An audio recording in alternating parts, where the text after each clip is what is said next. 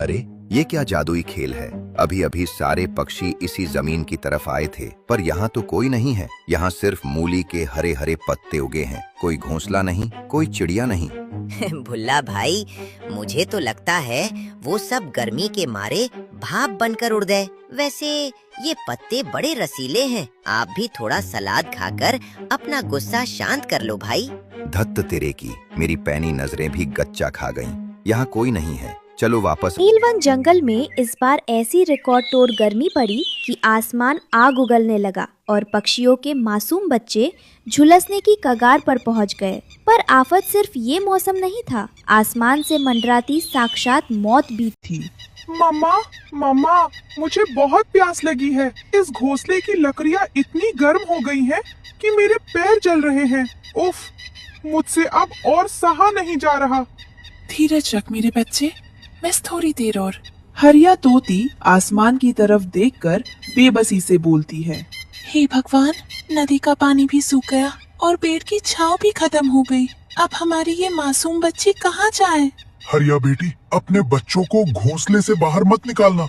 गर्मी से बुरा हाल तो है ही, पर ऊपर देखो, आसमान में क्रूर भुल्लाबाज अपने गुंडों के साथ चक्कर काट रहा है। सूखे पेड़ों के कारण हमारे घोंसले दूर से ही साफ दिख रहे हैं।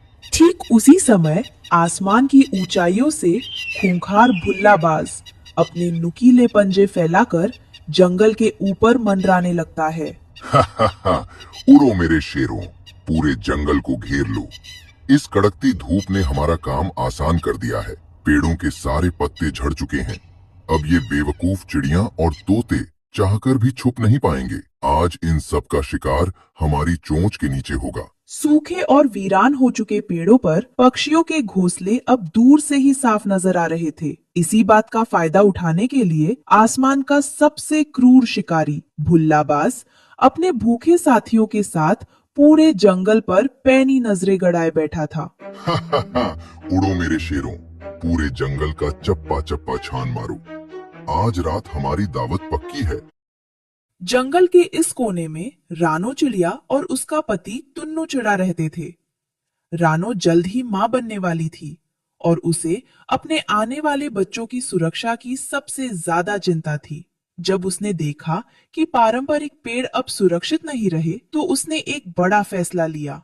टुन्नू जी, जरा इस घोंसले को छूकर देखिए, ये आग की तरह दहक रहा है। इस माहौल में हमारे बच्चे अंडे से बाहर आते ही दम तोड़ देंगे। और ऊपर देखिए, भुल्लाबाज की नजरें सीधे हमारे पेड़ पर हैं। हमें ये पेड़ छोड़ना होगा।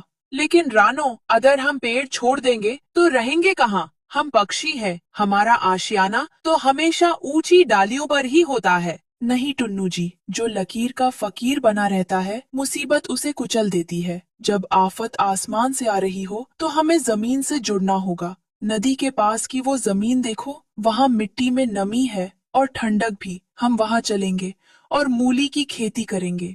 मूली की खेती? पर हम चिड़िया खेती कैसे करेंगे? आपकी ताकत और मेरी सूझबूझ मिलकर सब कर सकती है। चलिए, अपने बच्चों के लिए हमें ये रिस्क लेना ही होगा। पेड़ों का मोह छोड़ जमीन पर खेती करने के लिए रानो और टुन्नू को एक मजबूत औजार की जरूरत थी। इसके लिए टुन्नू चिड़ा और रानो सीधे जंगल के सबसे पुराने और माहिर कारीगर विक्रम कठफोड़वे के पास पहुंचता है, जो अपनी चोंच से लकड़ी की नक्काशी का काम करता था। विक्रम दादा, प्रणाम। मुझे आपसे बहुत जरूरी काम है। क्या आप मुझे सूखी और मजबूत लकड़ी से एक छोटा सा हल बनाकर दे सकते हैं?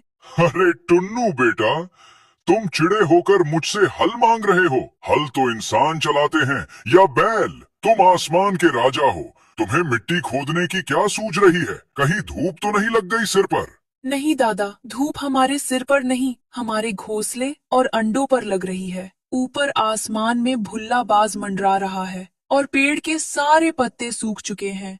हमारे बच्चे पेड़ पर सुरक्षित नहीं रहेंगे, इसलिए हम जमीन के नीचे अपना आशियाना बनाएंगे और उसके लिए हमें इस हल की सख्त जरूरत है। रुको, मैं अभी अपनी इस चोंच से शीशम की सबसे मजबूत लकड़ी को तराश कर तुम्हारे लिए एक ऐसा कड़क हल बनाता हूँ जो कठोर से कठोर मिट्टी को भी मक्खन की तरह चीर देगा। विक्रम कठफोड़वा तुरंत काम पर जुट जाता है और कुछ ही देर में अपनी चोंच की मार से एक सुंदर और पक्का लकड़ी का छोटा हल तैयार कर देता है। टुन्नू उस हल को गर्व से अपने मजबूत कंधों पर रख लेता है। अरे गोरी, जरा नीचे तो देखो, इन दोनों मियाँ बीवी का दिमाग पूरी तरह सठिया गया है। पक्षी होकर जमीन पर हल चला रहे हैं। हाँ जी, बिल्कुल सही कहा आपने। पूरे जंगल के समझदार पक्षी आसमान की ठंडी हवा ढूंढ रहे हैं और ये दोनों मिट्टी में मुंह मार रहे हैं। अरे ओ टुन्नू, चिड़िया हो, चिड़िया की तरह उड़ना सीखो। किसान बनकर क्या पूरे जंगल को मूली बांटोगे? कालू भाई, गोरी बहन, हंस लो जितना हंसना है। जब आफत आएगी तब पता चलेगा कि समझदार कौन था और बेवकूफ कौन। दिन बीतते गए और रानों की मेहनत रंग लाई। जमीन के नीचे विशालकाय, मोटी और लंबी सफेद मूलियां उगाई। लेकिन कहानी में नया मोड़ तब आया जब रानों ने उन मूलियों को खाने के लिए बाहर नहीं निकाला। उसने एक अलग ही मास्टर प्लान तैयार किया था। टुन्नू जी, हमारी फसल तैयार है। अब हमें इस सबसे बड़ी मूली को बाहर से तोड़े बिना मूली के अंदर ही अंदर इसे बीज से खोखला करना है। टुन्नू ने अपनी मजबूत चोंच से काम शुरू किया। देखते ही देखते दोनों ने मिलकर जमीन के नीचे उगी बहुत सारी विशाल सफेद मूलियों को बीज से खोखला किया और उन्हें सुरंगों की तरह आपस में जोड़कर एक खूबसूरत और पक्का मूली का महल तैयार कर लिया। अरे वाह रानो, ये तो कमाल हो गया। मूली के अंदर पानी और प्राकृतिक नमी होने के कारण यहाँ की हवा एकदम ठंडी है, जैसे इंसानों का कोई एसी चल रहा हो। और सबसे अच्छी बात जानते हैं क्या है टुन्नू जी? इस घर के ऊपर मूली के बड़े बड़े हरे पत्ते फैले हुए हैं। बाहर से देखने पर भुल्लाबाज को सिर्फ एक साधारण खेत दिखेगा। हमारा ये ठंडा किला आसमान की नजरों से 100% छिपा रहेगा। दोपहर के ठीक 2 बज रहे थे। सूरज अपनी पूरी ताकत से आग उगल रहा था और लू अपनी चरम पर थी। तभी अचानक आसमान में एक डरावनी हुंकार गूंजी। भुल्लाबाज अपने शातिर साथियों के साथ भूखे भेड़ियों की तरह पक्षियों पर झपट पड़ा। हमला! मेरे शेरों, झपट पड़ो। इन सूख चुके पेड़ों से एक एक चिड़िया और तोते को घसीट कर बाहर निकालो। अरे भुल्ला भाई, इस कड़कती धूप में उड़कर मेरे पंखों का तो कचुम्बर निकल गया है। शिकार तो बाद में करेंगे, पहले मुझे कहीं छांव में बिठाकर थोड़ा ठंडा पानी पिलाओ भाई, वरना मैं तो चक्कर खाकर यहीं गिर जाऊंगा। चुप कर बुद्धू, तुझे हमेशा खाने पीने की पड़ी रहती है। वो देख, सामने पेड़ पर मिट्ठू तोता और बूढ़ा कबूतर छिपे हैं। चलो उन्हें दबोचते हैं। भुल्लाबाज को अपनी तरफ आते देख मिट्ठू तोता, बूढ़ा कबूतर, कालू कौवा और गोरी कवि जान बचाकर बेतहाशा जमीन की तरफ भागे। भुल्लाबाज के नुकीले पंजे उनके बिल्कुल करीब पहुंच चुके थे। बचाओ, कोई हमें बचाओ, आज ये बाज हमें जिंदा नहीं छोड़ेगा। ठीक उसी नाजुक मोड़ पर रानो चिड़िया ने मूली के घने पत्तों के नीचे छुपा अपने गुप्त अंडरग्राउंड किले का दरवाजा खोला। कालू भाई, गोरी बहन, मिट्ठू तोते, जल्दी करो, सब के सब इस पत्ते के नीचे छलांग लगा दो, जल्दी आओ। रानो और टुन्नू ने फुर्ती से एक एक करके सभी डरे हुए पक्षियों को अंदर खींच लिया और मूली का भारी दरवाजा अंदर से बंद कर लिया। अगले ही पल भुल्लाबाज उसी खेत के ऊपर जोरदार लैंडिंग करता है। आसमान में उड़ो, यहाँ सिर्फ वक्त बर्बाद होगा। शाम को जब मौसम ठंडा हुआ और भुल्लाबाज जंगल से दूर चला गया, तब रानो ने अपने किले का दरवाजा खोला। सारे पक्षी मूली घर के उस ठंडे, महफूज और शानदार मूली के किले से बाहर आए। सबकी जान सुरक्षित बच चुकी थी। टुन्नू भाई, रानो बहन, हमें माफ कर दो। हमने तुम्हारी मेहनत और इस अनोखी सोच का कितना गंदा मजाक उड़ाया था।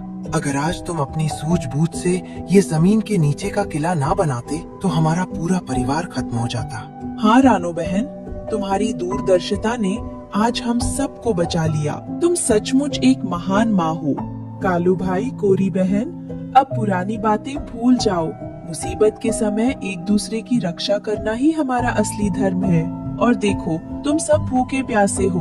हमारी इस खेती की ताजी और रसीली मूलियाँ खाओ, इससे तुम्हारी भूख और प्यास दोनों मिट जाएगी।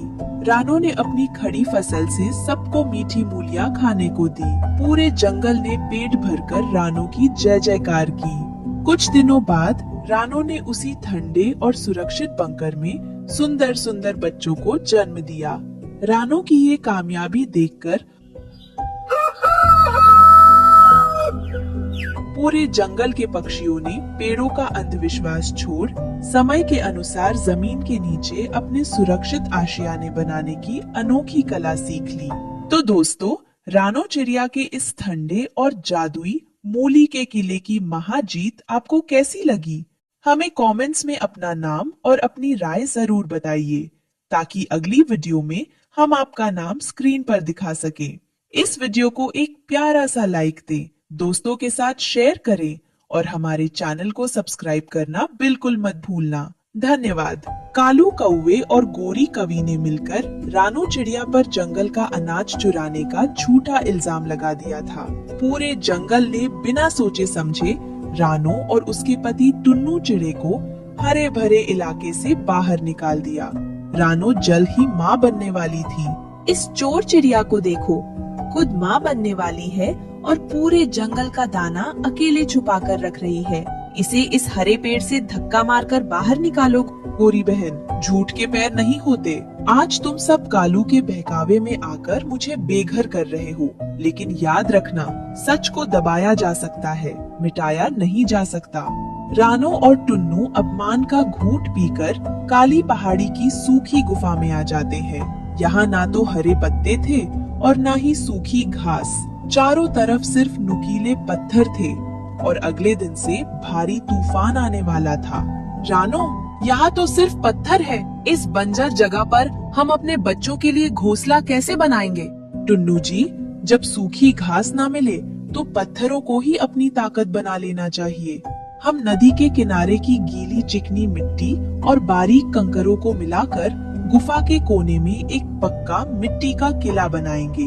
दोनों ने दिन रात मेहनत करके गुफा के सबसे सुरक्षित और संकरे कोने में मिट्टी और कंकरों को जोड़कर एक चक्रव्यूह जैसा टेढ़ा मेढ़ा प्रवेश द्वार बनाया। इसके अंदर का तापमान बहुत शांत और सुरक्षित था। इस टेढ़े मेढ़े रास्ते के कारण कोई भी बड़ा शिकारी पक्षी सीधे हमारे अंडों तक नहीं पहुंच पाएगा। माँ की ममता ने आज पत्थरों को भी पिघलाकर आशियाना बना दिया। उसी रात जंगल में भयानक चक्रवाती तूफान आया। बड़े बड़े पेड़ उखड़ने लगे। कालू और गोरी का घोंसला, जो बड़े घमंड से ऊंची डाल पर बना था, तिनका तिनका होकर हवा में उड़ गया। अरे गोरी, पेड़ टूट रहा है, भागो यहाँ से, वरना इस तूफान में हम जिंदा नहीं बचेंगे। पर जाए कहाँ? पूरा जंगल तो तबाह हो रहा है। सिर्फ वो काली पहाड़ी की गुफा ही पत्थरों की है, वही शरण मिल सकती है। रानो बहन, टुन्नू भाई, हमें अंदर आने दो। हमारे घमंड ने हमें कहीं का नहीं छोड़ा, हमें माफ कर दो। रानो, इन्होंने हमें बेघर किया था, आज इन्हें तड़पने दो। नहीं टुन्नू जी, एक माँ कभी किसी के बच्चों को मरते नहीं देख सकती। इन्हें अंदर आने दीजिए। नफरत का जवाब नफरत से नहीं, इंसानियत से दिया जाता है। रानो का बड़प्पन देखकर कालू और गोरी का दिल पिघल गया। उन्होंने रोते हुए पूरे जंगल के सामने अपना झूठ कबूल कर लिया कि रानो बेकसूर है। जंगल वालों ने रानो से माफी मांगी। उसी सुखद सुबह रानो के घोंसले से प्यारे प्यारे बच्चों के चहकने की आवाज आई। हमेशा याद रखना मेरे बच्चों, दुनिया तुम्हारे खिलाफ कितनी भी साजिशें क्यों ना कर ले, अगर तुम्हारा दिल साफ है और तुम में मेहनत करने का जज्बा है, तो बंजर पत्थर भी तुम्हारे लिए आशियाना बन जाते हैं। तो प्यारे दोस्तों, रानो चिड़िया की इस सच्ची ममता की महाजीत के लिए वीडियो को एक बड़ा सा लाइक दें, शेयर करें और चैनल को सब्सक्राइब करना बिल्कुल मत भूलना। धन्यवाद।